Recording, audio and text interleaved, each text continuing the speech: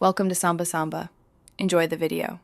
You start by inspecting the zipper closely to identify whether the problem is the slider, separated teeth, or blocked track. Use tape to protect fabric and lay the bag flat so you can work precisely. If the slider is loose but intact, you'll try tightening it. If debris blocks the teeth, you'll clean it. Once done, keep a spare slider on hand. This first action saves time by avoiding unnecessary replacements and targets the actual failure point immediately. Next, you clear the track. Brush grit out and rub a bit of graphite or a mild soap stick to ease movement.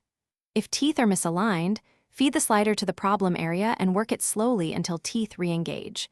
This realigns the profile instead of replacing the whole zipper.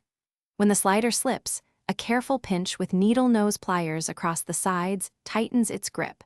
Make small adjustments and test frequently, because overcrimping will jam the slider or deform teeth. If the slider is broken, you'll remove the top stops with pliers, slide the old slider off, and install a matching replacement.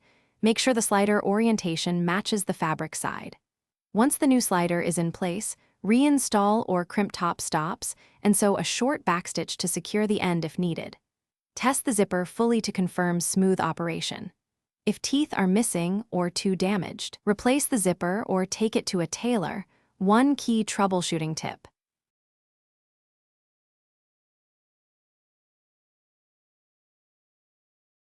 Thanks for watching. Consider subscribing if we helped you.